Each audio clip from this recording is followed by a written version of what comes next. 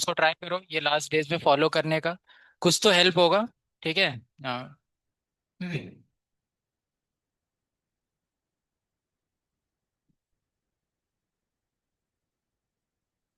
Okay. एक तो शोर नहीं करना है। ठीक है, शोर नहीं करना है। देखो, पहला चीज क्या है कि आप लोग को डर लग रहा होगा। ठीक है, तो आप लोग को डर लग रहा होगा, आपको लग रहा होगा पता नहीं अभी एग्जाम होगा तो पता नहीं मेरे वाले सेट में कैसा क्वेश्चन आएगा। है ना, आपको ऐसा लग रहा होगा थोड़ा थोड़ा।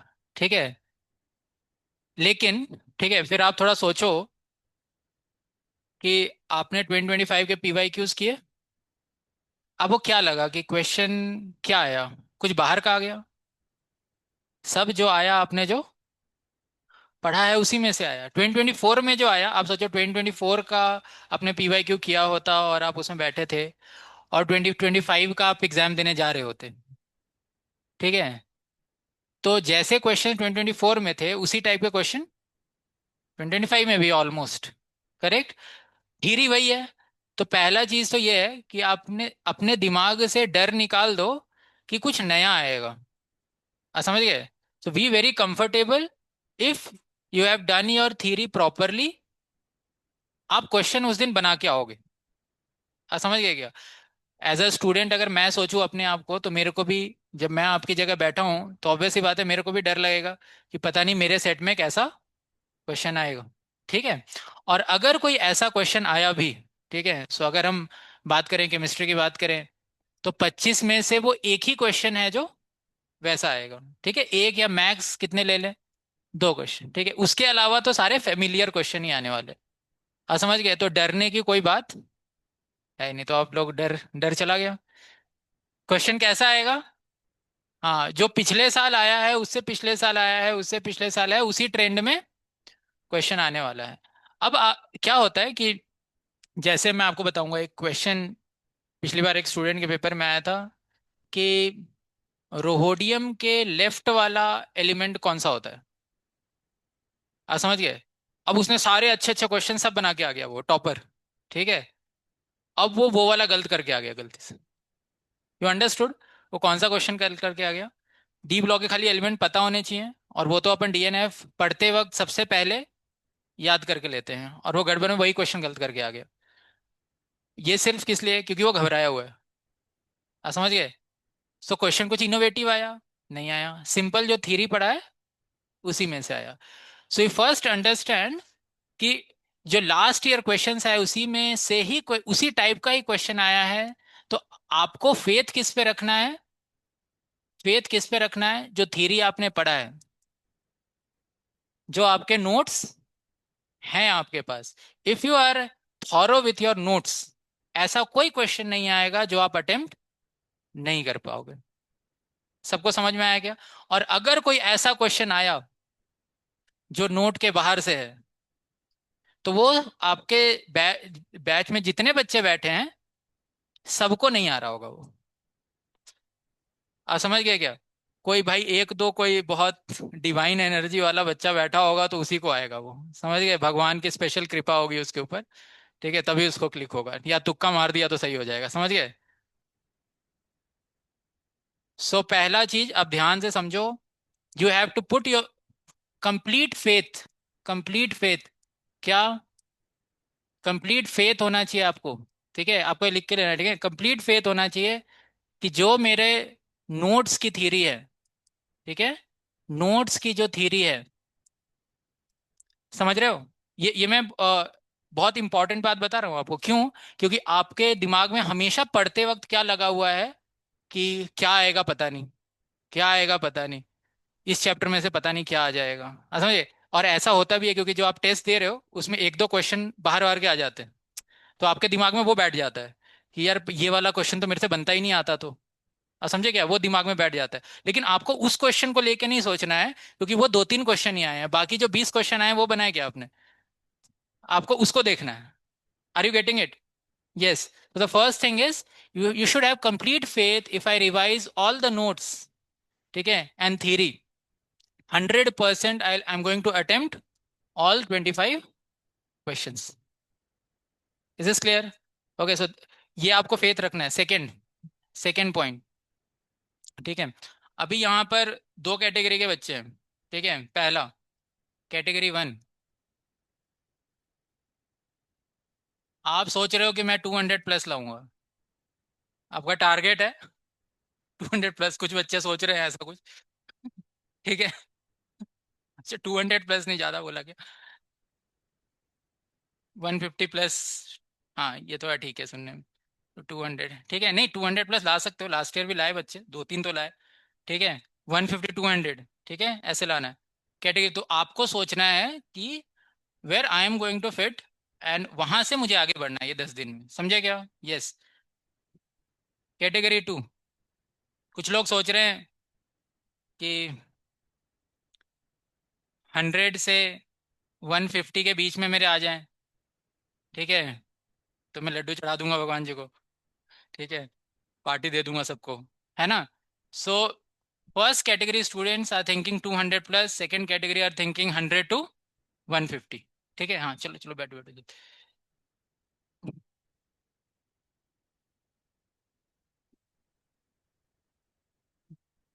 ठीक है सो जिस भी कैटेगरी में हो आप, ठीक है, अगर आप ये सोच रहे हो कि मुझे 200 प्लस लाने हैं, तो आप रिग्रेस अभी तक कर रहे होगे, है ना, and you are getting lot of confidence कि हाँ यार अभी मेरे को बना के आना है एकदम, ठीक है। वो आपको एक लेवल ऑफ थिंकिंग समझ में आ गई का होगा। और कुछ सोच रहे होंगे कि चल 1 से 150 भी आ जाए तो अपना काम हो जाएगा, ठीक है।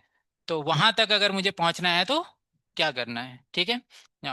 So category one and category to, so let us talk about first category to.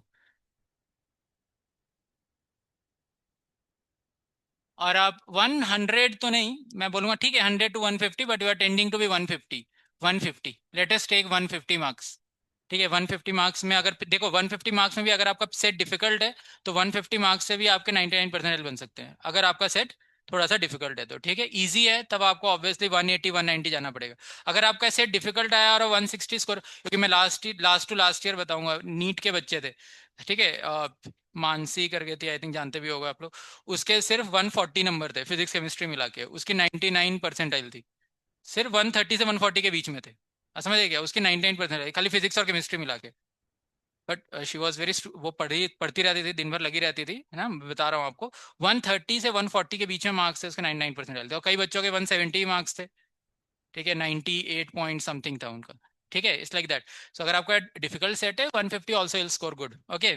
सो जो लोग 150 पे सोच रहे हैं, so what I will do is, we have few chapters जहां पर आप ज्यादा फोकस कर सकते हो और स्कोर कर सकते हो, ठीक है। सो मैं उनको लिस्ट करता हूँ एक बार। सबसे इंपॉर्टेंट चैप्टर जो, मैं ये उन बच्चों की बात कर रहा हूँ पहले, those who are feeling little bit low, कि सर मुझे डर लग रहा है, पता नहीं कितना स्कोर आएगा, 100 के ऊपर भी जाएगा कि नहीं जाएगा, ठीक है, 120 130 भी आएगा कि नहीं आएगा, आप समझ गए? राइट, सो पहले मैं उनके लिए प्लान बता रहा हूँ। केमिकल बॉन्डिंग, ठीक है, सबसे पहला, सबसे इजी है स्कोर करना इनऑर्गेनिक, समझ गए, सबसे इजी स्कोर करना है। वो स्कोर इसलिए नहीं आ रहा आपका क्योंकि आपने पढ़ा नहीं अभी, समझ गए, रिवाइज करके नहीं जा रहे टेस्ट में, वो करके जाओगे तो 100% नंबर आएंगे आपके। सबसे इजी केमिस्ट्री में स्कोर करना है इनऑर्गेनिक, ठीक है, अनटिल अनलेस कोई बहुत कॉम्प्लिकेटेड क्वेश्चन नहीं आता। केमिकल बॉन्डिंग, इसका आपका एक या दो क्वेश्चन आएगा, समझ गए, पहले आप इसको फिक्स करो। और मैं इसमें करने क्या वाला हूँ, जो सिलेक्टेड क्वेश्चंस है मैं आपको भेजता हूँ PYQ से सेलेक्ट करके, और क्लास में जो भी 12 से 1:30 के बीच में होगा, I will take few questions, but अगर 70 क्वेश्चंस है तो आपको उसी दिन उस चीज़ को क्या करना है, कंप्लीट करना है, तब कुछ आउटपुट आएगा। मेरे 20 क्वेश्चन कराने देने से कुछ मैजिक नहीं हो जाएगा, आपको कम से कम 50 60 क्वेश्चन तो उसके PYQ लगाओगा, तब आप फ्लो में आओगे, ठीक है। यस, पहला है केमिकल बॉन्डिंग, दूसरा है कोऑर्डिनेशन कंपाउंड, ठीक है, इसके कभी कभी दो भी क्वेश्चन रहते हैं, ठीक है, मान के चलो दो क्वेश्चन, ठीक है, आपके सेट में 100% रहेगा ही रहेगा, करेक्ट।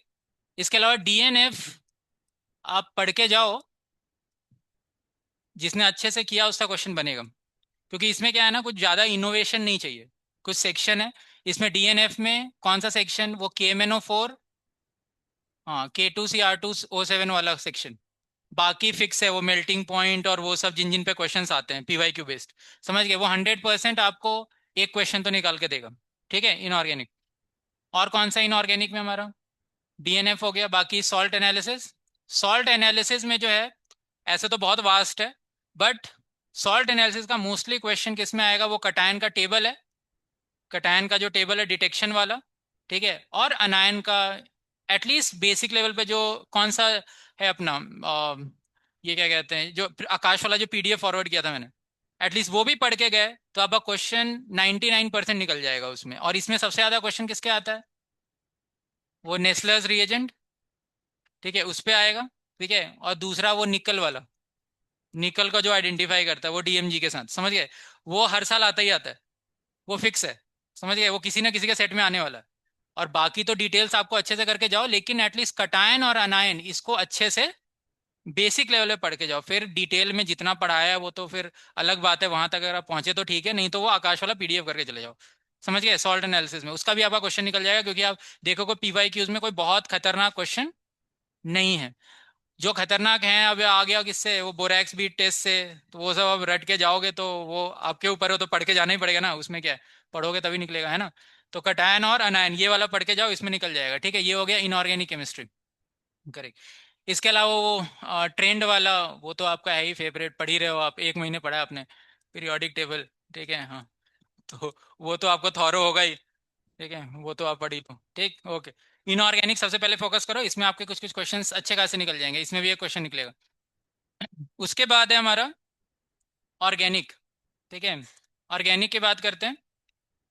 ऑर्गेनिक में जीओसी सबसे इंपॉर्टेंट है आपका। जीओसी में देखो नॉमेनक्लेचर तो आता ही है आपको, उसका तो क्वेश्चन क्या है, नींद में ही बना दोगे आप, नॉमेनक्लेचर तो पढ़ के जाना, ठीक है।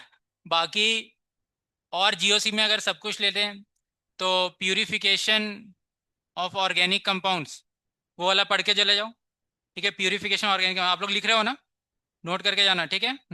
Purification organic compounds, third is कौन सा, quantitative analysis. See I tell you, होता क्या है मैक्सिमम लोगों के साथ क्या होगा, आप जब लास्ट दिन जब टेस्ट देने जा रहे होगे उससे 1-2 दिन पहले आपको और टेंशन आएगा, अभी आपको थोड़ा थोड़ा आ रहा होगा, उस दिन आपको और टेंशन आएगा, आपको क्या लगेगा कि यार पता नहीं मेरे को बेसिक चीज भी आती है कि नहीं आती है, ठीक है, ऐसा लगेगा आपको, अंदर से ऐसा फीलिंग आएगा, ठीक है। हाँ, लंच कर रहे होगे तभी टेंशन, ब्रेकफास्ट कर रहे होगे तो कितना भी अच्छा लंच होगा, पनीर भी बना होगा तो टेंशन आएगा, ठीक है, हाँ,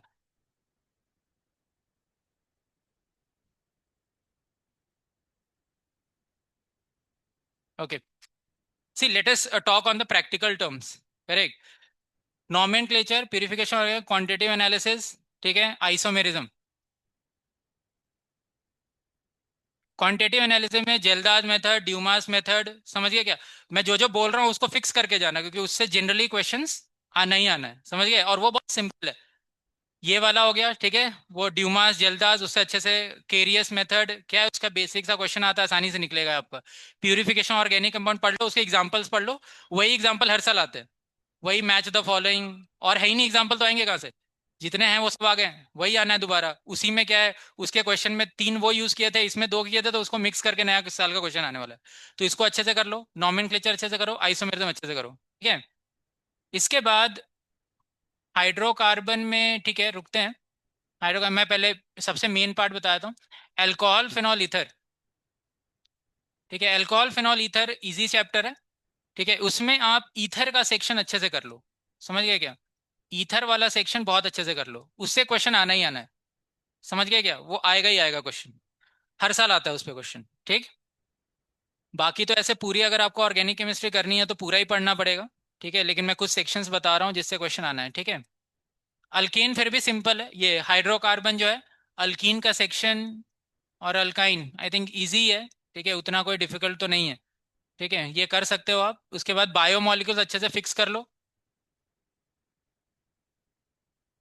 SN1 SN2, आप बोलोगे धीरे धीरे सब लिख दो सर, SN1 SN2, ठीक है, हेलो एल्केन हेलो एरीन, उसमें कौन सा, वो कार कौन फास्ट जाएगा स्लो जाएगा, SN1 में है ना वो रीअरेंजमेंट वाला क्वेश्चन, वो उस पे बहुत सारे क्वेश्चन आते हैं, समझ गए।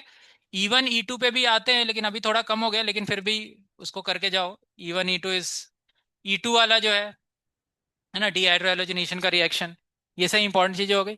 बाकी aldehyde ketone carbonic acid that is important, but you see अगर आपका रीच जाता है वहां पर, सब याद किया आपने, है ना, so it's good, you can prepare that also. But alcohol phenol ether chapter is very important, आप उसको अच्छे से करके जाओ, और वो इजी भी है। हेलो एल्केन हेलो एरीन में SN1 SN2 और जो छोटा सा चैप्टर है वो आपका निकल जाएगा उसमें, ठीक है। बायोमोलिक्यूल्स अच्छे से प्रिपेयर करके जाओ, उसमें कोई डिफिकल्ट क्वेश्चन नहीं आने वाला, वेरी इंपॉर्टेंट बायोमोलिक्यूल्स, ठीक है। अभी रिसेंट ईयर्स में 2 साल में कोई डिफिकल्ट क्वेश्चन नहीं आ रहे, essential amino acid, non essential amino acid, ठीक है, उसी बेसिक क्वेश्चंस आते हैं। So biomolecule is a very very important chapter जो आपको करके जाना है, समझ गए। हाँ, सो ये हो गया हमारा ऑर्गेनिक। देन बाकी बीच के भी करके जाओ, आप पूरा करके जाओ, ये मैं बात कर रहा हूँ 150 तक, ठीक है। हाँ, जो 200 प्लस सोच रहे हो सब करके जाना ही है। ओके, नाउ अभी हम बात करेंगे फिजिकल। फिजिकल में देखो सबसे इजी है स्कोर करना, मोल कॉन्सेप्ट और सॉल्यूशन, इसका क्वेश्चन सबसे इजी आता है, समझ गए क्या। इसके 2 से 3 क्वेश्चन आएंगे सबसे ज्यादा प्रायोरिटी पे, और इसका क्वेश्चन में ज्यादा कॉम्प्लिकेशन नहीं आती, समझे। तो इसका क्वेश्चन 100% बना के आना है, मोल कॉन्सेप्ट पढ़ लो, सॉल्यूशन पढ़ लो, सब रिलेटेड है। और सॉल्यूशन में क्वेश्चन कहाँ से आएगा। हाँ, वेंट ऑफ फैक्टर, समझ गए। वेंट ऑफ फैक्टर को अच्छे से बना लो, और उसके लिए पीछे वाला बेसिक आना चाहिए, और बस वेंट ऑफ फैक्टर, ठीक है ना। इसके बाद आप जाओगे केमिकल काइनेटिक्स, अच्छा atomic structure is also easy. Atomic structure वो आप लास्ट वाला कर लो, कौन सा, वो SPDF, वो कॉन्फ़िगरेशन है ना, क्वांटम नंबर, वो सब कर लो, वो सब इजी का सेक्शन आता है एकदम, ठीक है। सबसे पहले इसको उठाओ, मोल कॉन्सेप्ट और सॉल्यूशन, फिर उठाओ किसको, एटॉमिक स्ट्रक्चर, ठीक है, एकदम इजी चैप्टर, ठीक। इसके बाद केमिकल काइनेटिक्स से फ्रीक्वेंसी ऑफ क्वेश्चंस कम है, लेकिन वो एक इजी चैप्टर है, केमिकल काइनेटिक्स। इलेक्ट्रोकेमिस्ट्री तो बहुत सारे क्वेश्चन आते हैं, नर्स्ट इक्वेशन कर लो अच्छे से, नर्स्ट इक्वेशन अच्छे से अगर पढ़ रखा है तो आएगा क्वेश्चन। मैं थर्मोडायनेमिक्स नहीं बोल रहा हूँ, क्योंकि थर्मोडायनेमिक्स में कई बच्चों को प्रॉब्लम होता है, ठीक है। प्रॉब्लम ऐसे नहीं होना चाहिए, बनना चाहिए, लेकिन मैं बता रहा हूँ 150।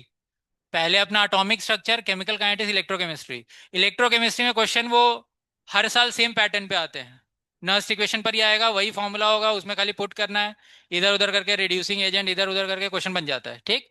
या इसके बाद हमारा आएगा केमिकल इक्विलिब्रियम, ठीक है। केमिकल इक्विलिब्रियम का भी क्वेश्चन इजी रहता है, ठीक है। अब जो डिफिकल्ट आएगा वो आएगा आपका, डिफिकल्ट में आता है थर्मो और आयनिक, समझ गए। तो ये आपका लास्ट प्रायोरिटी है। जो लोग 150 तक सोच रहे हैं, पहले आप इन चैप्टर्स को अच्छे से करो, आया समझ में, इन चैप्टर्स को एकदम फोकस करके और इसमें कमांड ले लो, उसके बाद इन पे जाओ, इनको लास्ट प्रायोरिटी पे रखो, ओके, डन। अब इतना सब कुछ आपने बताया मैंने, 150 तक स्कोर करने के लिए पहले किस पे फोकस करो, inorganic, you first go for inorganic, ठीक है। सेम पैटर्न के क्वेश्चंस हैं, ये 2 चैप्टर बहुत इंपॉर्टेंट है, ऑर्गेनिक GOC ये सब है ना, कर कर के। और फिजिकल में ये चैप्टर्स स्टार्टिंग के, इज दिस क्लियर।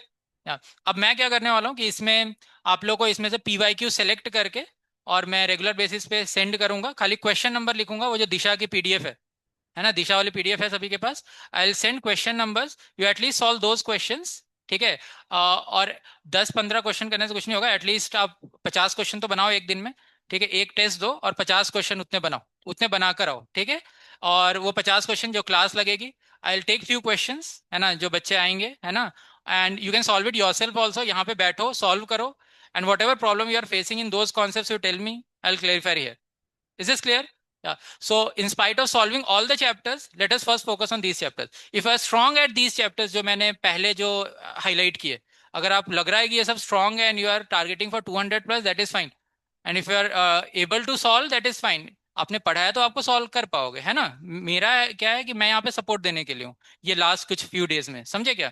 और आप सब अच्छा कर सकते हो, सबने मेहनत किया था ना, तो अच्छा आएगा आपका स्कोर। अब देखो पॉइंट क्या है, कि जो डर लग रहा है, तो पहला तो डर भगाने का तरीका मैंने बताया, यू शुड हैव फेथ कि जो मैंने पढ़ा है क्वेश्चन उसमें सही आएगा। लेकिन अब क्या होता है कि कई बार आपने पढ़ा है लेकिन फिर भी वही क्वेश्चन आ जाता है और आप एग्जाम में गलत कर देते हो, समझ गए। So the only solution for this is to get in flow of solving question,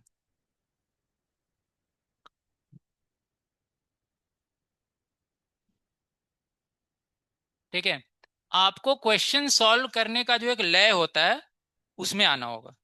जब तक आप उस लय को नहीं पकड़ोगे, जैसे मैं आपको बताता हूँ, जैसे आपका जब चैप्टर चलता है, तो चैप्टर चलता है, आप क्वेश्चन सॉल्व करते हो, फिर क्या होता है, सैटरडे को टेस्ट होता है, तो फिर आपके नंबर आ जाते हैं, होता है ना, करेक्ट। तो लेकिन वो अब नहीं आता, वही क्वेश्चन अभी भी आता है, लेकिन वो क्वेश्चन अभी नहीं बनता है।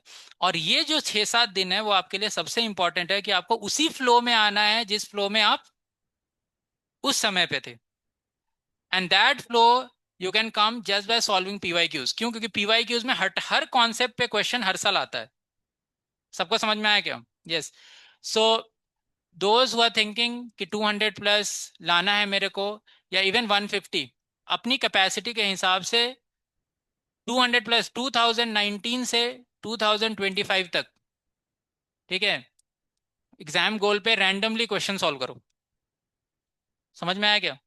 सिर्फ रैंडमली क्वेश्चन सॉल्व करते जाओ।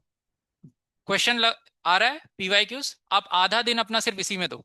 समझ में आया क्या? क्वेश्चन सॉल्व, क्वेश्चन आ रहा है, यू थिंक अच्छा इसमें ये लॉजिक लगेगा, हाँ ठीक है, डायरेक्ट टिक मारो, आगे बढ़ो, बढ़ते जाओ। जो आपको लग रहा है कि अरे ये वाला नहीं बन रहा, ठीक है, सो क्यों नहीं बन रहा, थ्योरी उठाओ, वहां देखो, वापस आओ, अच्छा ये वाली चीज छूट गई थी, उसको लिखो, फिर आओ। You just focus on solving PY cues.